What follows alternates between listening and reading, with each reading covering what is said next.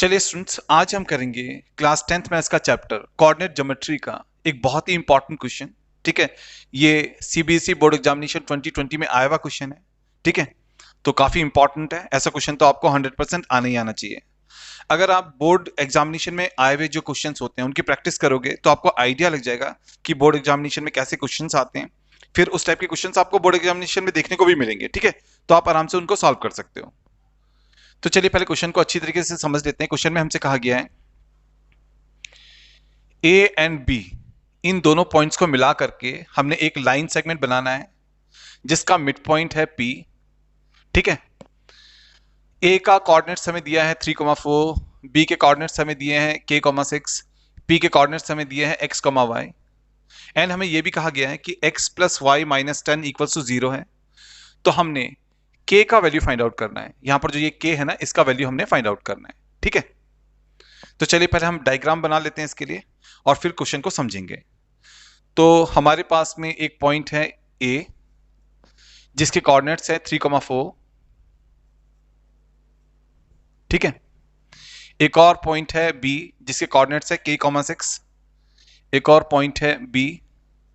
ठीक है, और इसके कोऑर्डिनेट्स हमारे पास में है k,6। अब हमने A एंड B को मिला करके एक लाइन ड्रॉन करना है जिसका मिड पॉइंट है P। P के कोऑर्डिनेट्स है x, y। P के कोऑर्डिनेट्स है x, y। ठीक है, अब देखिए स्टूडेंट्स, अगर हमारे पास में एक लाइन सेगमेंट का मिड पॉइंट होता है ना, तो जो पहला पॉइंट होता है ना लाइन सेगमेंट का, जो पहला पॉइंट होता है उसको हम x1 y1 मानते हैं। तो हमारा x1 y1 है 3,4। ठीक है, एंड जो लास्ट वाला पॉइंट होता है इसको हम मानते हैं x2 y2, है ना। तो हमारा जो x2 y2 है वो है k,6 और जो मिड पॉइंट होता है उसके कोऑर्डिनेट्स को हम x एंड y मानते हैं ना, जो कि यहां पर x एंड y हमको दिया हुआ भी है ना। तो चलिए अब हम जो ये p है ना, इसके कोऑर्डिनेट्स को निकालते हैं। तो लिखते हैं कोऑर्डिनेट्स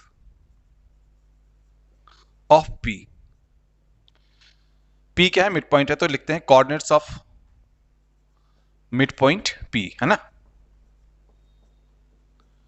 अब देखिए स्टूडेंट्स, जैसा कि हम अच्छी तरीके से जानते हैं मिड पॉइंट का, ठीक है, मिड पॉइंट का जो x होता है ना, मिड पॉइंट का जो x होता है उसको निकालने का फॉर्मूला होता है x1 प्लस x2 अपॉन 2। ठीक है, जो पहला पॉइंट होता है लाइन सेगमेंट का उसके x को हम x1 लेते हैं, जो लास्ट वाला पॉइंट होता है लाइन सेगमेंट का उसके x को हम x2 लेते हैं ना। तो हमारा जो मिड पॉइंट होता है उसका जो x होता है वो होता है x1 प्लस x2 अपॉन 2। अब देखिए x1 हमारा है 3। ठीक है, फिर प्लस, फिर हमने x2 को लिखना है। x2 हमारा है k, है ना, अपॉन में 2 तो हमने लिखना ही है। तो हमारा x हो जाएगा 3 प्लस k अपॉन 2, है ना। तो x हमारा हो गया 3 प्लस k अपॉन 2। तो देखिए हमने इस x का वैल्यू फाइंड आउट कर लिया, जो कि यहां पर हमारे पास में आया है 3 plus k upon 2। 3 plus k upon 2। चलिए अब हम p के y को निकालते हैं। ठीक है, जो मिड पॉइंट है p उसके हम y को निकालते हैं, y कोऑर्डिनेट को निकालते हैं। ठीक है, तो y को निकालना है तो y को निकालने का फॉर्मूला होगा, मिड पॉइंट के y को निकालना है तो उसका फॉर्मूला होता है y1 प्लस y2 अपॉन 2। अब देखिए y1 हमारा है 4। ठीक है, तो y1 की जगह पर आएगा 4, फिर प्लस, फिर y2 है, y2 हमारा है 6, तो यहां पर आएगा 6 अपॉन में 2। 4 प्लस 6 अपॉन 2 हो जाएगा हमारा 10 अपॉन 2, है ना। 4 प्लस 6 10 अपॉन 2, 2 से कैंसिल आउट करेंगे तो आएगा 5। तो हमारे पास में y आ जाएगा 5। ठीक है, तो y का वैल्यू हमारे पास में आ गया 5। तो जो ये y कोऑर्डिनेट है इसका वैल्यू हमारे पास में आ गया 5। करेक्ट। अब देखिए स्टूडेंट्स, हमें गिवन है कि x plus y minus 10 equals to 0 है। तो इसको हम लिखते हैं अब। हाँ, हम लिखते हैं कि हमें गिवन है x plus y minus 10 equals to 0। ये हमें गिवन है तो इसके आगे हम गिवन लिख लेते हैं। हाँ, अब देखिए स्टूडेंट्स, यहां पर है x का वैल्यू हमने निकाला है 3 प्लस k अपॉन 2। तो x की जगह पर आएगा 3 प्लस के अपॉन 2, फिर है प्लस, फिर है y। देखिए y हमारा है 5, y हमारा है 5, तो y की जगह पर आएगा 5, फिर है -10 इक्वल्स टू में है 0। ठीक है, अब देखिए यहां पर है 3 प्लस के अपॉन 2 प्लस 5 -10 हो जाएगा -5, है ना, इक्वल्स टू में 0।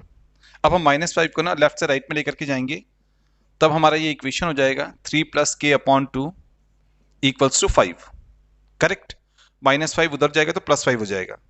अब हम क्रॉस में 2 को 2 से 5 को मल्टीप्लाई करेंगे। ठीक है, यहां पर नीचे डिवाइड में 2 है, तो जब ये लेफ्ट से राइट में जाएगा तो ये मल्टीप्लाई में जाएगा ना, तो ये क्रॉस में 5 के साथ में मल्टीप्लाई हो जाएगा। तब हमारा ये इक्वेशन हो जाएगा 3 प्लस के इक्वल्स टू 2 5 जा 10। अब हम 3 को ना लेफ्ट से राइट में लेकर के जाएंगे, तब हमारे पास में k का वैल्यू आएगा 10 - 3। ठीक है, अब देखिए 10 - 3 होता है 7, तो हमारे पास में यहां पर k का वैल्यू आ गया 7।